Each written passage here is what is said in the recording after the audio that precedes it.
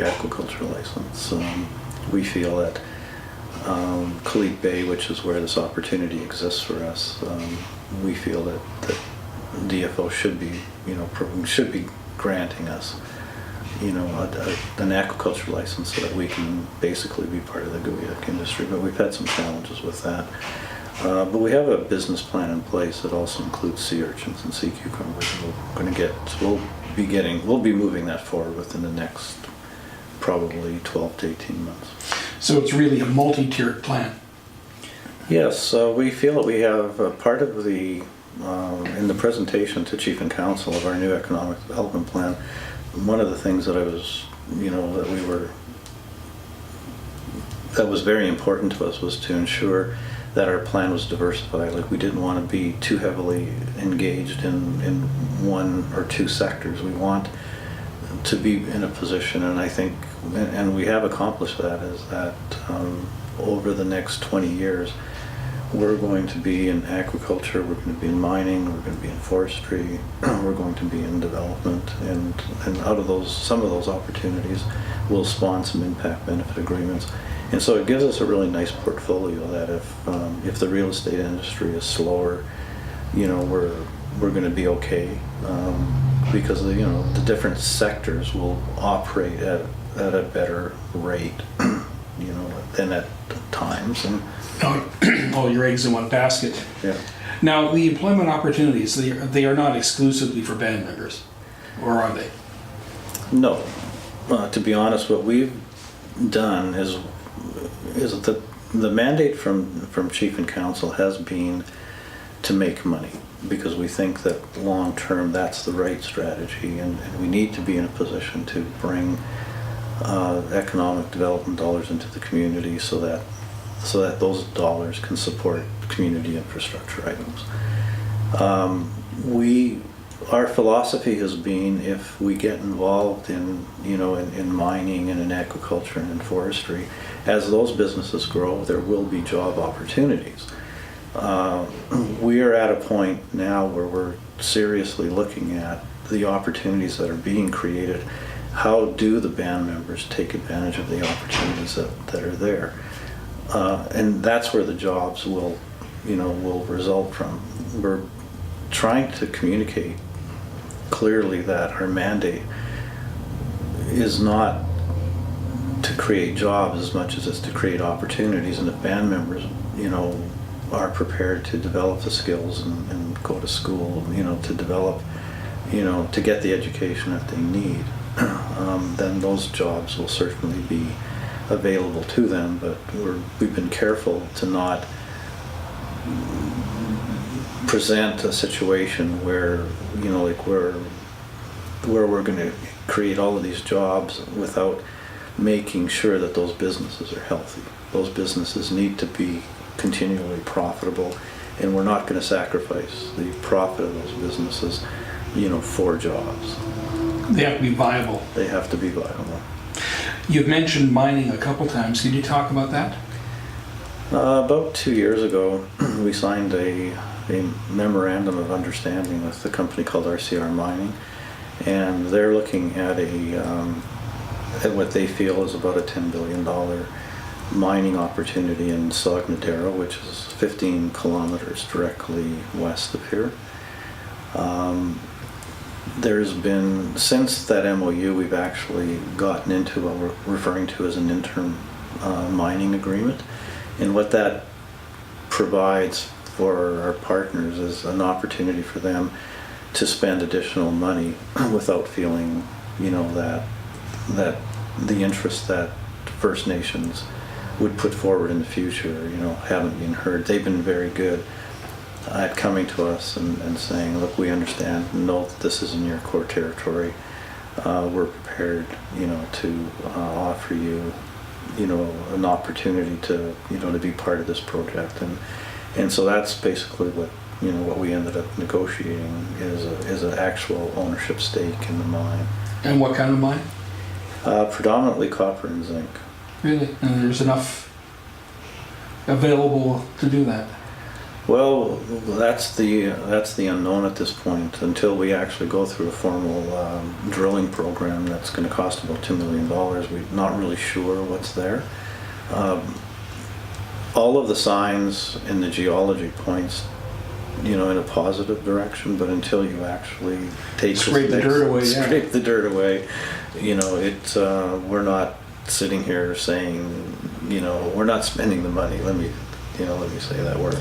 A lot of the businesses you've been talking about, while the business itself is a revenue generator, there's obviously spin-off benefits from them. You can't have a mine without roads, you can't have trucks, you have to have some way of shipping the material, the same thing with gooey ducks or any other product. So obviously, beyond the actual projects themselves, there's a lot of spin-off benefit potentials. Oh, it's huge. The entrepreneurial opportunities that are going to exist from any of the ventures that we're becoming involved in are going to be very significant. Conservatively, Oyster Bay alone will generate 200 jobs. Hotels. I mean, there's going to be employment opportunities around hotels. You mentioned construction.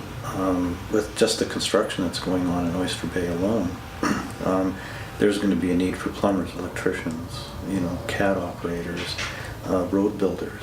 Some of those opportunities, like Coast Salish, will take advantage of. Deer Point will build homes in here. Deer Point will build commercial property in here. But for band members who want to start electrical companies or plumbing companies, they have a ready-made market. They've a ready-made market. There must be educational potentials then too. Yes, we met with VIU about a year ago, and they're exploring, a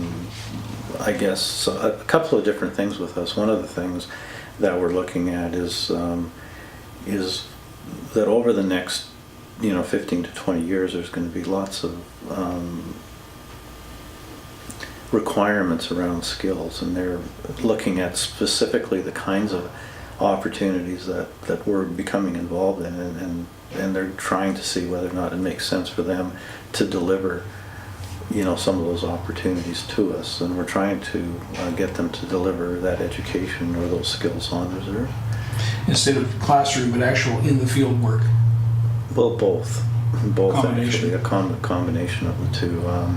They seem to have a fairly versatile mandate in terms of the types of educational opportunities that they're prepared to get involved in, and they do recognize that it would be in everyone's benefit for those opportunities to be delivered on reserve. If you had a crystal ball and you looked 5 years from now, where would the corporation be then? Well, I can tell you today that we're about a $10 million a year corporation, and if the gooey duck opportunity, we feel the gooey duck opportunity will evolve, and we will be in the gooey duck business. I can't tell you when. I'm optimistic it'll be before 5 years. If that, in fact, becomes our reality, and we're confident it will, and if the mining becomes a reality, it's going to be a very interesting place to be, because we'll go from being a corporation that's doing $10 million a year to a corporation that conceivably could be at $50 million a year. So is there any final message or idea you'd like to get across? No, I think that in the future we're going to be looking at partnerships. Part of our business model, is to seek partnerships, and we know that we don't have the ability today to do everything, in terms of the opportunities that are there, but we're being very strategic about the opportunities that we are getting involved in, and we're also knowing that we need to have good partners, and we need to display that we can be good partners.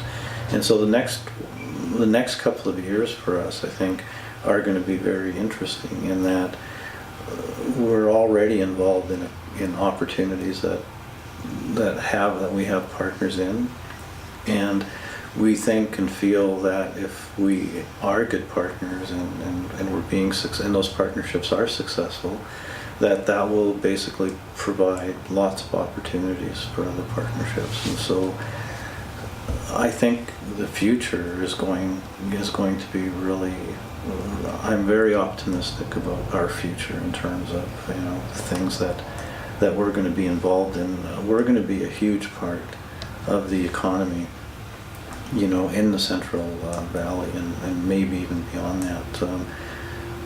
I'm going to go back to our economic plan. We're not thinking that we're just a local business. We're thinking we're going to be, you know, beyond local. We think that the opportunities that will appear because of the things that we're doing now will be global in nature.